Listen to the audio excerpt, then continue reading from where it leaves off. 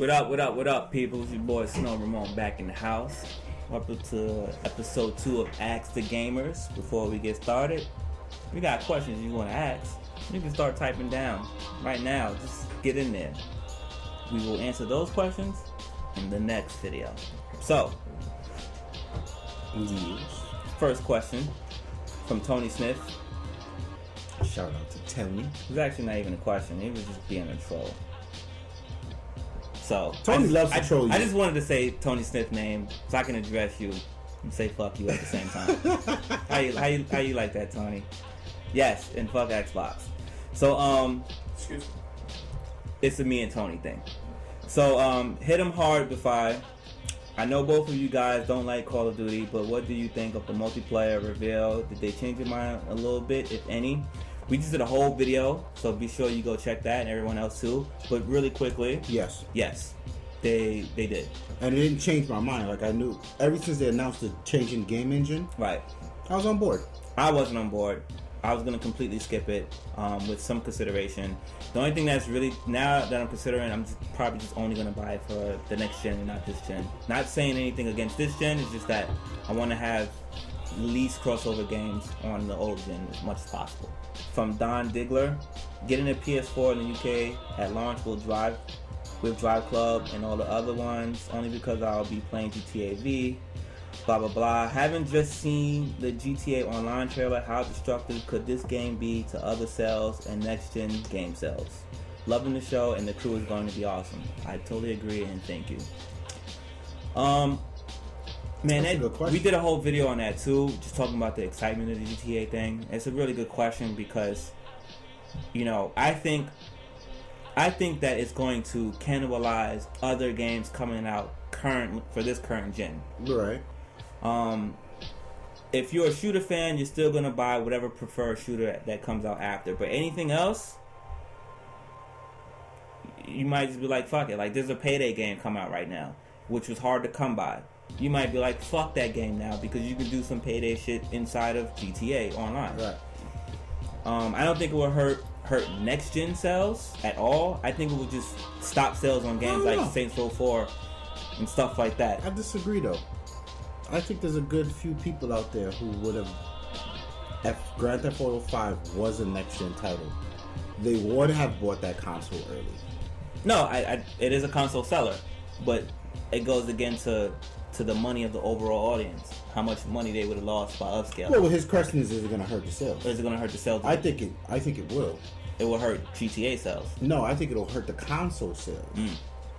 Because there's less and less of a reason to jump shit. On top of the reasons why we always spoke about, particularly your point, there's no need to get the new console right now. Right. GTA is like, it solidifies that. And if you're on PlayStation, you got Beyond Two Souls, GTA, The Last of Us, and the untitled, the undated Gran Turismo. Right. So I think it does sting the sales a little bit. But they'll be alright. Yeah, it's fine. As long as GTA makes their money and make me a Midnight Club, I don't care what happens. Oh, but in retrospect, the perfect timing for this GTA game, and I'm sure they took a development loss across all the games, which got this one pushed back, because I think all Rockstar games work towards, I said this analogy already, towards the Queen Bee, which is GTA, is that when San Andreas came out, there was a whole year to play San Andreas before Xbox hit the market. Xbox 360 hit the market. Right. So, you know, I think they kind of messed up on that regard. Something different now. Right. Lance Turner. I'm sure you guys have seen GTA 5 trailers by now. Do you think they should have been on the next-gen consoles? Also, that game looks sick. Ramon, did you ever get into The Last of Us? Thoughts? So the first thing is the GTA thing. Do you think they should have lasted into the next-gen consoles? I personally say no. I say yes. My reason behind is all the same thing I said about the Gran Turismo thing. 10 million people that bought Gran Turismo, they don't have that money to go buy a PlayStation 4 and Gran Turismo. Bring it out here, the fan base is here. I can feel that point. I'm just a new guy. I want everything new. Right. I've waited long enough for a new console. Mm-hmm. Fuck it, I'm over it. Give me something new right now. So, right. Plus, you know, the way it is, surprisingly, we have a lot to play on the new consoles, but it would have been nice to have a Monarch like GTA. Yeah, and between Xbox 360 and PlayStation 3, there's over 77 million per console, and who knows, even if it's 10% that buys GTA, that's still going to be more than Sony and Microsoft could ship out the new consoles. And then The Last of Us. I have it in the house. I haven't gotten a chance to play it. It's a lot going on. So. Yeah, it's like I need a clone. I need a clone right now. So I have Grid. I just got the Grid out the way. I got the Bulletstorm. I got to touch the Max Payne. I'm gonna bump the. We still gotta do what's his face? Borderlands. Got the Borderlands, and the reason I haven't really and truly got to it is because I lost the cable for my PS3 to record from my hop. So right now we're in a weird state where I can't. It doesn't make sense for me to record to play things I can't record. Right. Because I'm working at this point. Right. I'll lend him mine. Well, Tawana gave me his, so I'll get it. I'm really excited about it still. Like, I still watch footage all that every now and then. Like, damn, shit look crazy. Yeah. But I'll get around to it. This one comes from Jeremy Olden. What is your opinion on Xbox One Connect 2 demo? He also was so kind enough to give us the Gamer Hub videos. Thank you, sir. Appreciate it. I mean, it's kind of the same thing that I had saw tech demo wise about the one-to-one stuff. Like, it's amazing. It's definitely a dramatic improvement over the first one, because that's my biggest thing. It's cool to see all the concept stuff, but I like the development stuff because it just shows you how one-to-one that it is. Right. The depth of field, the location of how it can see the anatomy of your body and all this other stuff. Like, it's dope technology. Oh. It's really great technology. That's just something that just can't be denied on it. Outside of gaming, the Kinect might very well be the most piece of cutting-edge technology you can go in the store and buy right now. Right. The original Kinect. No, the Kinect 2. It's not out yet. Well, it will be. Right. Like, that's... You know what I mean? Like, yeah, we got your PCs, you got your smartphones, but this right here is like, whoa. Right. I think people don't get the respect. People don't give it the respect it deserves. Like, it's really amazing technology. Right. And now the only problem that I'm going to have with it is, do games work with the tech, or do they create games and then the tech comes into play? And that's the issue, right? It's sort of counterbalancing this amazing. And we spoke about this amazing technology with no application. Right. How do you apply that to gaming? Right. Like, don't get it twisted, the developer version of this thing is huge. The first Kinect developer edition was huge. People have this thing on robots. Robots are driving themselves. They can see. They can react. We saw the video the other day where they turned the table into like a touch interface with the Kinect. Yeah. Like, outside scientists is loving this Kinect business, but for gamers, which is where it came from and how you will buy it, it's still a tough sell. Microsoft was able to do the voice thing. That's how they sort of say, all right, now you can use it because you can voice control with the Xbox One. Right. And it is a bit of a reach, but it is all right, I'll give you that. Right. And the one thing that I can see immediate use for, and this is for creators, if PlayStation had the technology like the Kinect 4, people who play Little Big Planet will go fucking nuts with it. Yes. So with that said, Xbox One is going to have a 3D environment game where it basically you making your own game. Those people should it better have Kinect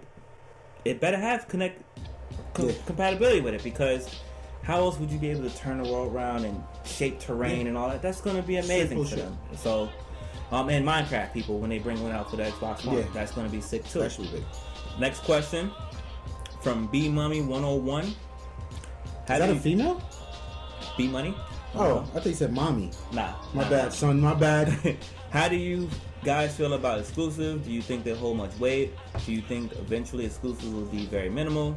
I think of games that were exclusive and now are multi-platform, such as Final Fantasy, Metal Gear, Kingdom Hearts, etc. Fuck exclusives. Yeah, I kind of feel that way too. I would like a one experience, but here's the reason why exclusives are relative to hardware and will never go away. And keyword is hardware. So if Microsoft is going to make their things, they got to have a reason for you to buy their shit. Yeah. Sony's going to make their thing, you got to have a reason. Nintendo, same thing. Same thing with Sega when Sega was involved. I don't disagree with it on that level. Right. What I disagree with it is because you, the fuck, goes to GameStop and buys your Call of Duty there, and I go to my mom and pop store, you get a gold gun and I don't. Right.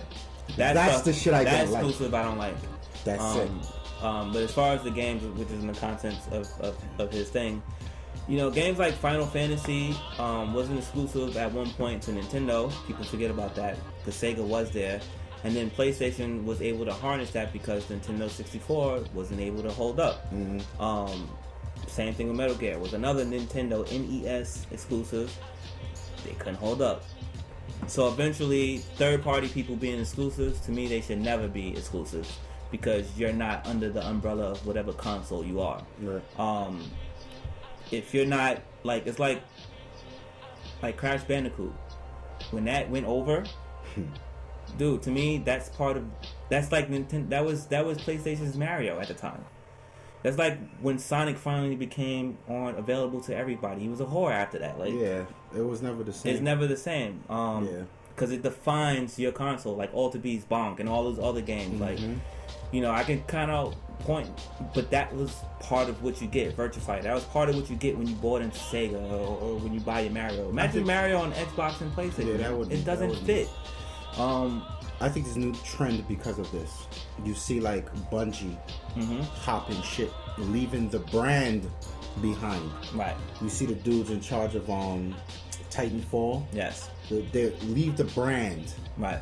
You know, bring the experience, but leave the brand. Right. I think that's a direct evolution of exclusive. Yeah, and I think because we need to figure out this whole DRM and how to protect developers, not the publishers thing. Yeah. So I think there's going to be less exclusive, third-party exclusive, because they got to make their money as much as possible. So if I can get this shit, we're building it on a PC anyway. So if I can get it on PC too, that's fine. But I want my shit on Xbox and PlayStation and Wii U, even if I make a limited amount of copies and then GameStop decides to sell it for astronomical prices down the line. You get what I'm saying? So it protects, at the end of the day, it will protect the devs for those that are third-party devs, not the first-party dudes. Same person. Do you think next-gen consoles will encourage you to play games that you normally wouldn't? There are some titles that are new that aren't often mentioned, like D4, NAC, Quantum Break, etc. No. That's yes and no. I think this is the industry we live in. It is. People don't want to, because these things are so expensive, you don't want to take a chance on a game that's a 6.0. That's why GameStop... 6.0? Motherfuckers don't want to play nothing I'm under up to 8. 8. I'm not playing anything under 8. I'll tell you straight up. And it's not a money thing. I Right. don't have time to play anything that's not Some good. of the best games in my life has been under 8. I don't disagree. But if I'm playing something, it needs to be special. This is why GameStop is GameStop. This is why GameFly is GameFly. There are ways out there for you to get a hold of these games that aren't the norm. Shit like Quantum Break, I have no idea what the fuck that game is. There's not enough information. And I'm not going to go out and buy it. Same thing with D4. I'm very aware of D4. I don't even know what that is. It's first off, it's not D1. It's not D2, which was a classic game on Sega Saturn, on Is this Mighty Sega Ducks? Dreamcast and Sega Saturn. No. It has nothing to do with those horror games. But this D4 game, I mean, Suhiro he's good at what he did, but let's just be honest, his games ain't really do that well. And that demo that trailer that they showed at E3 was not enough to get people excited after seeing games like Halo and fucking and not even Call of Duty and just certain other shit. Like, it didn't bring no excitement. It's like, okay, here's this cell shaded game like Killer 7 or Killer is Dead. What do you do special? Or No More Heroes. Like, what do you do special? So they need to work on getting a trailer like Dying Light, and then we can talk about it. Maybe people will get excited. Yeah, maybe I'll hear about it. I don't know what the fuck y'all talking Right. about, the both of you. So I don't know. Quantum Break again. NAC is going to get pushed because that's how PlayStation do. They like to push their little shit like that. And you could say the same thing about Puppeteer, which is coming out for $40 on this gen, and there's not a lot of it's more conversation than Quantum Break and D4. That looks just like a Big Planet crowd. But what I will say is, on the next generation, I want to divide that. It's not will the next generation make people play games they haven't traditionally played. I think that's a PlayStation versus Xbox conversation. Right. I think the PlayStation crowd is the crowd that Little Big Planet crowd that likes to play those Right. games like Little Big Planet, which is and why stuff. indie is a big deal to the PlayStation, not so much for Xbox fans. They are more susceptible to play new shit. We're like, fuck that. Right. Compete. This is how Xbox Live molded us. Like, I don't have time to play Little Big Planet because I'm playing Call of Duty. Right. Like this, it's just different worlds. So it is an interesting question. I don't think it will make you play. If everything is in the cloud and everything gets a 60-minute trial, then you might be more apt to play without downloading it. You might be apt to play and try a 60-minute trial of the game. You use yours? Hell yeah. I ain't gonna lie to you, I don't, just because I'm detached from my PlayStation other than Netflix. Right. Fucking sue me. But I do find myself downloading shit. I bought games. I'm gonna play this. Need for Speed Most Wanted, which is I didn't want no car games.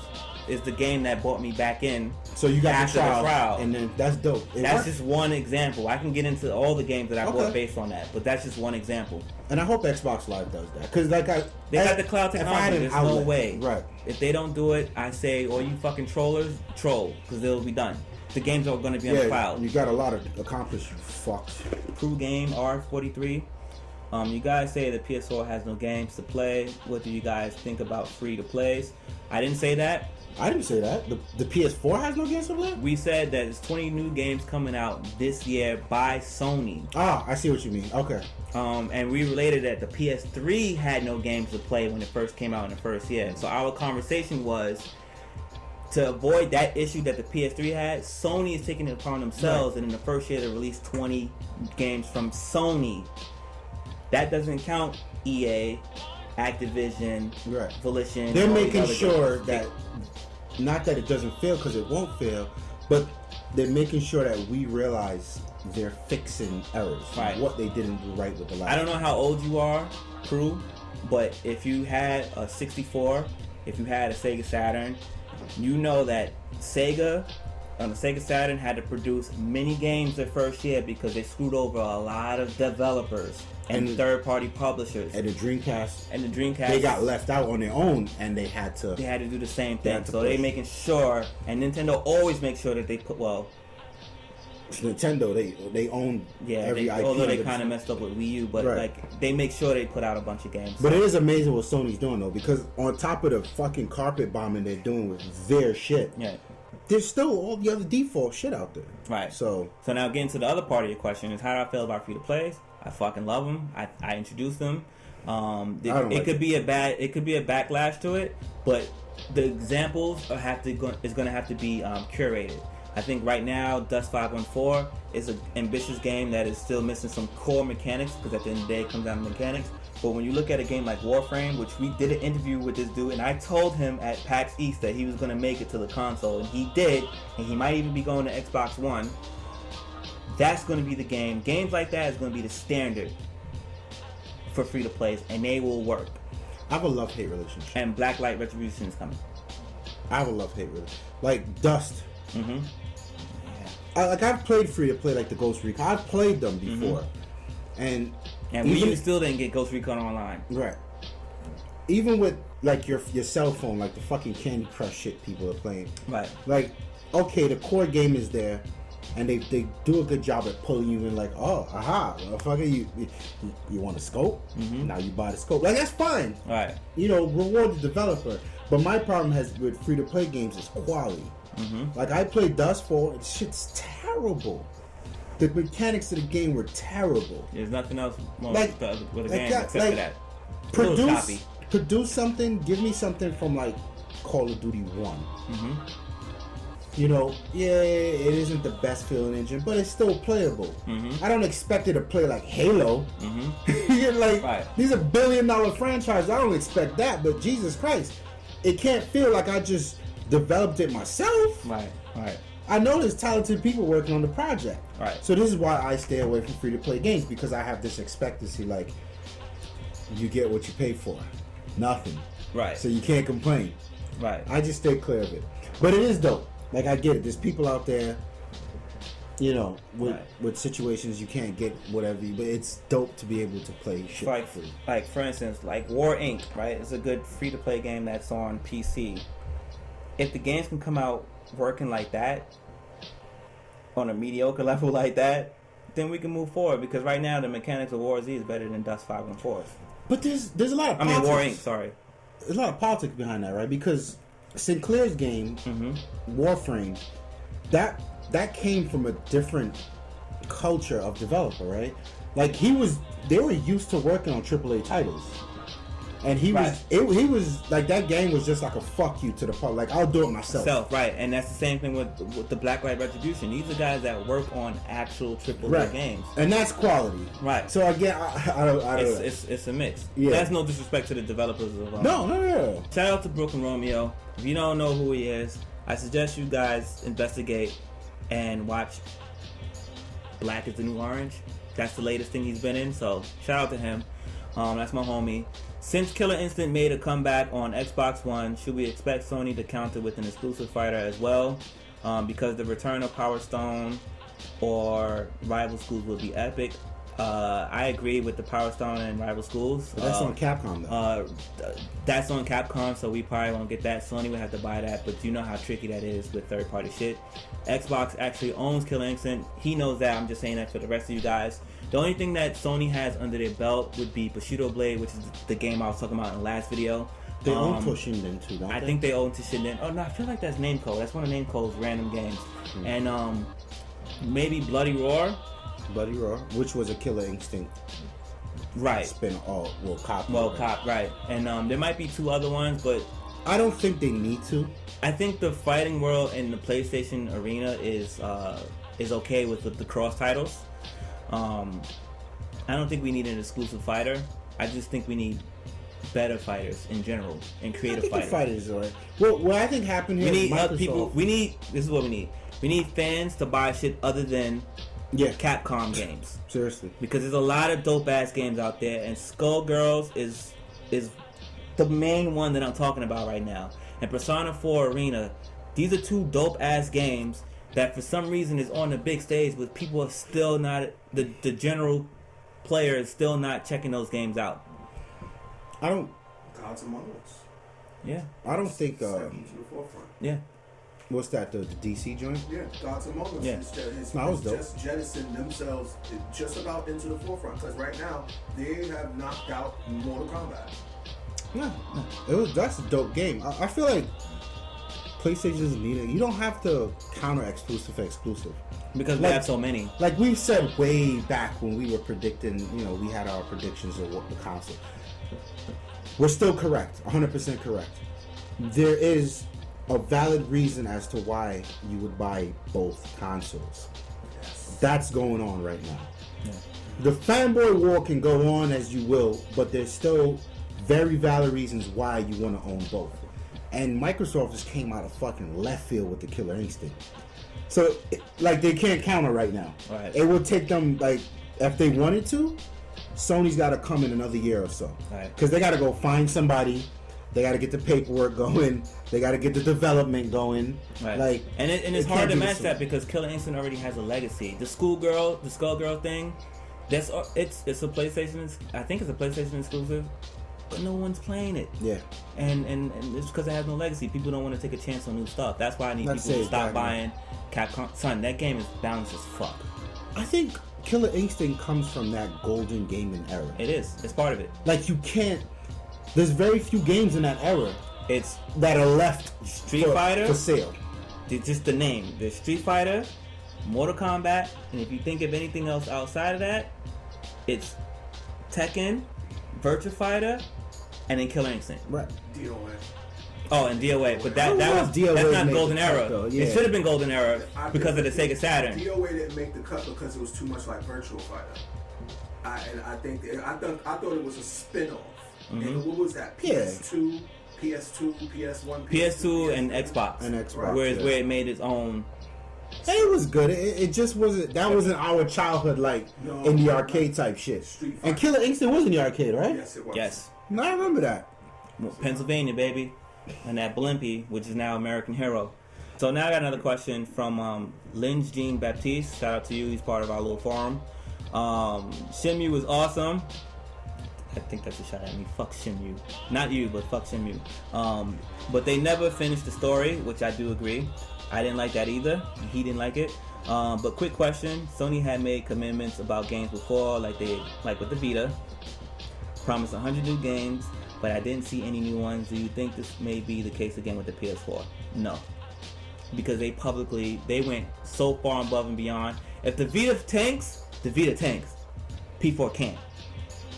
The P4 cannot. Now the P4 is Sony's golden child outside of selling insurance. There's a lot of people though.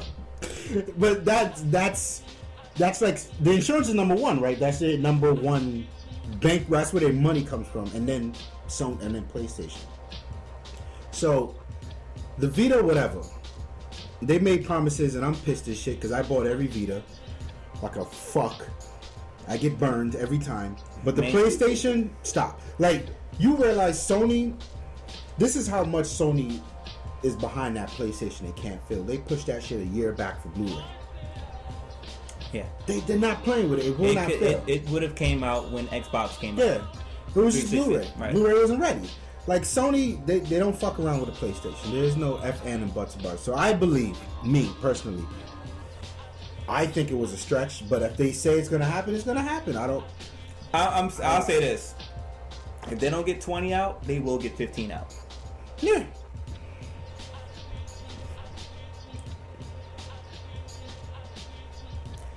Here's your other question.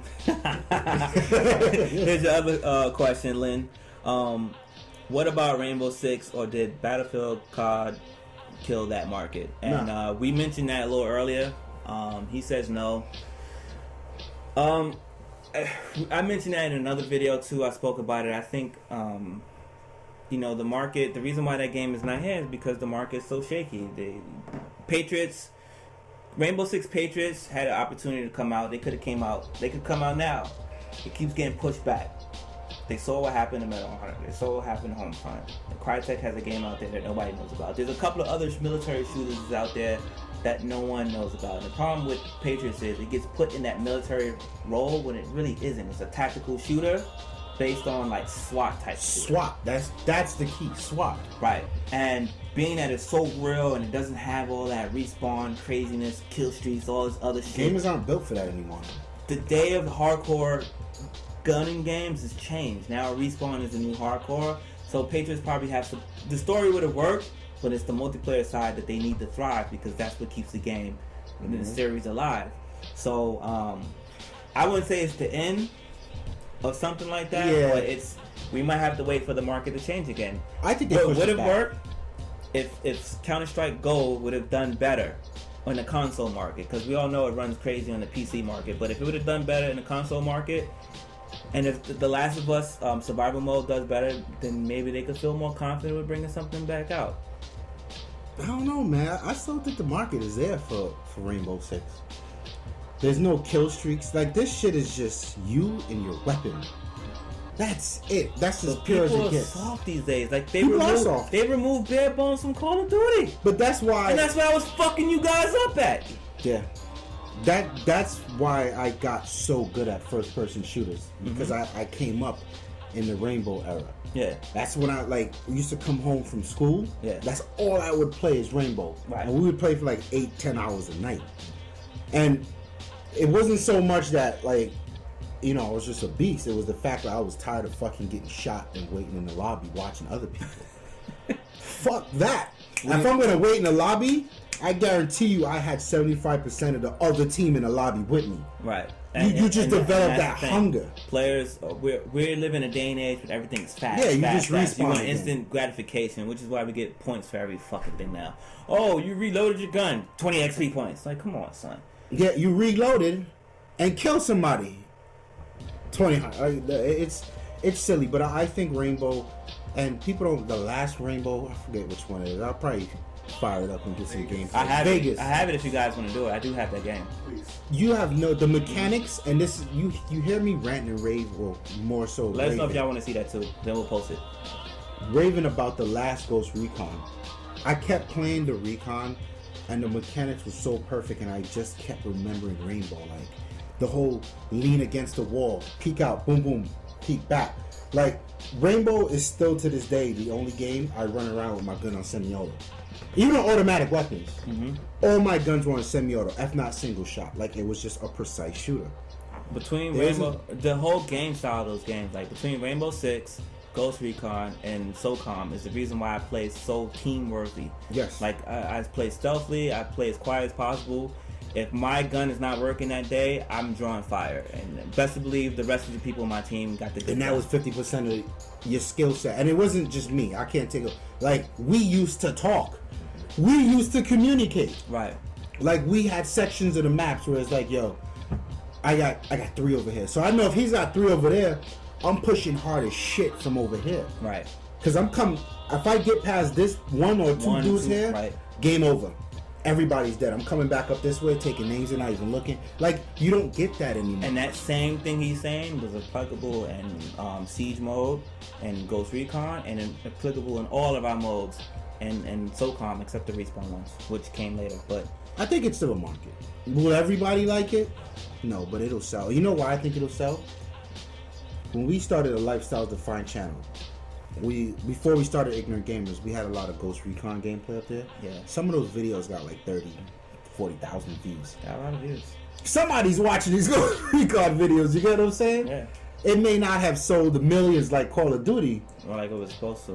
and we were a nobody channel. Right. We weren't nothing. So people like that, there's a market out there. Okay. Hopefully I see this shit soon. Maybe the second year of the new console, we'll see it. What's goody, people? We got a really good question after the fact. We actually finished shooting the episode, but shout out to our subscriber Valen. Really dope question, and we had to answer it after me and Snow discussed it. So apologize for the audio and the lack of video, but we doing this radio station style right now. The question is, I've just recently purchased The Last of Us, and I love the whole post-zombie gameplay. I like the aspects of having to search and salvage for weapons and ammo in the surrounding, etc. The next gen game that I see kind of following that genre, but on a bigger scale, is Tom Clancy's The Division. Being that it will be a MMO, what are some pros and cons that you two think will make this game a success or a dud?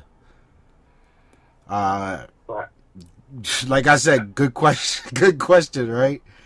It's a very good question, man. That's why we couldn't ignore it. Exactly. You want to take a crack at this first?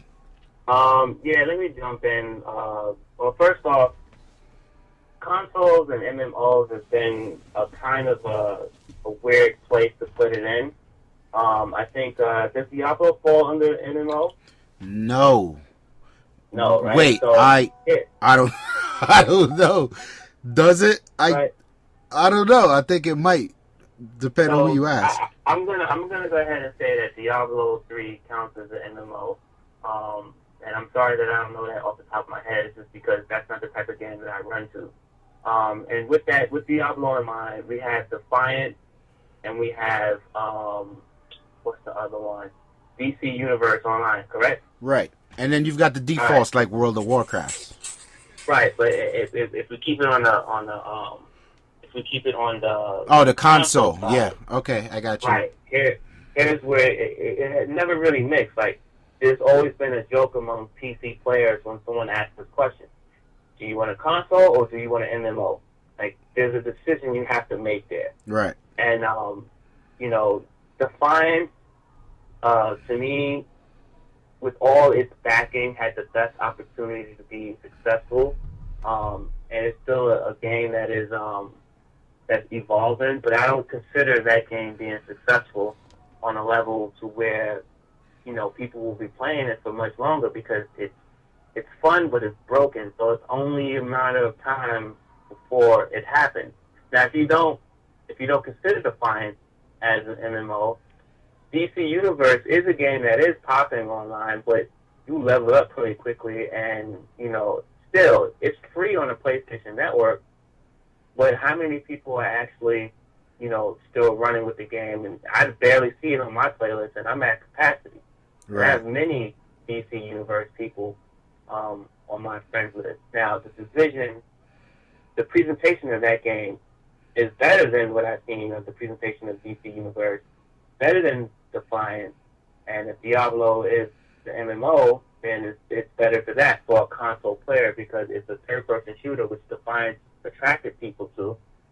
But then again, it's the Ubisoft staple, and Ubisoft has put it in a way where, if they wanted to, they could scrap all that and just make this a fucking third-person multiplayer game. Right.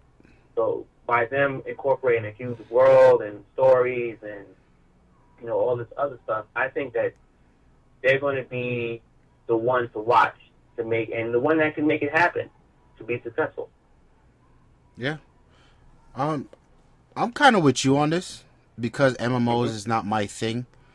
I've been a console player since the beginning. Right. I kind of don't really have much of an opinion on it, but I think this game, The Division, would be the game to do it, to introduce console players to MMOs. And To the idea of MMOs. yeah, and I don't think, seriously, it'll either be this or Destiny. I think Destiny's teetering that realm as well. And Right. we kind of got a taste of it with like Borderlands, right? It's like Borderlands. I think Fable had that real MMO offline feel, and Borderlands, you get that like, I don't even want to play the game anymore. I have to play it with 3 other people, and we have to do things together. That's an MMO. Right. With a lot more MMOs are obviously a lot more liberal. You can do whatever the hell you want, run with whoever, do whatever. So Right. I feel like we've been getting dribs and drabs of what makes MMOs so addicting. And I'm kind of scared, right? Because I think MMO, okay, you're not going to see the light of day for the next 2 weeks. Like, that Yeah, that's for real. Yeah, And that's a real thing.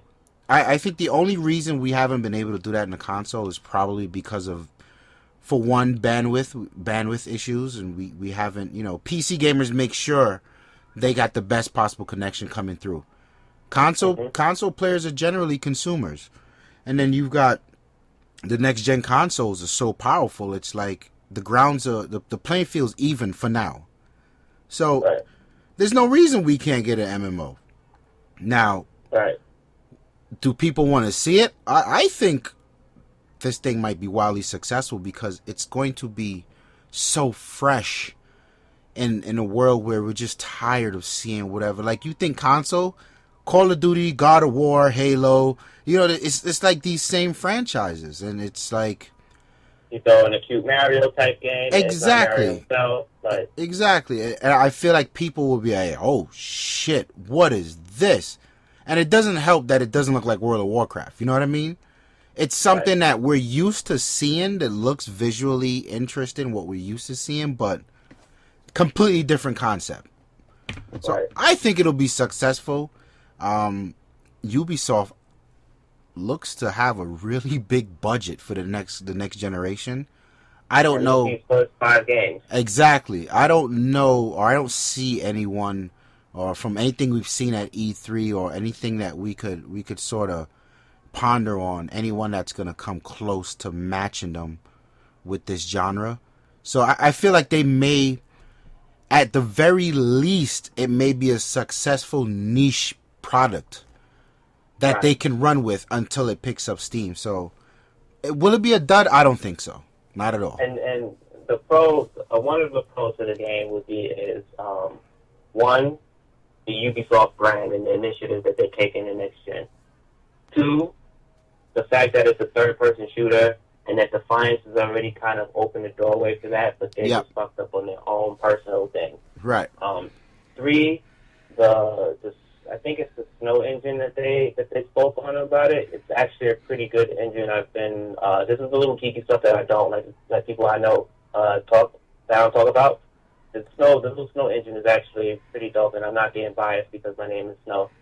And for just if it could be another pro because it's fresh to us and they coming in at the beginning when games are scarce. So you can catch some people who are just out there wandering like, I need another game to play. I need something else to put on my console. What can I get? Oh, I like this one Ubisoft game, so maybe I can try this one and like this Ubisoft game. Because now you're buying it based on brand versus the IP. Right. You're buying it because it says Ubisoft, and you're buying it because it says Tom Clancy. So then you're buying into the Division, and if you like it, guess what? You bought into a new IP. The time, if this game does not come out before the storm of everybody coming out next year with shit, if this shit doesn't come out within the first year, they're in trouble. They are. If any big announcements happen after the first 6 months of the console release and this game is not out, they're in trouble. That's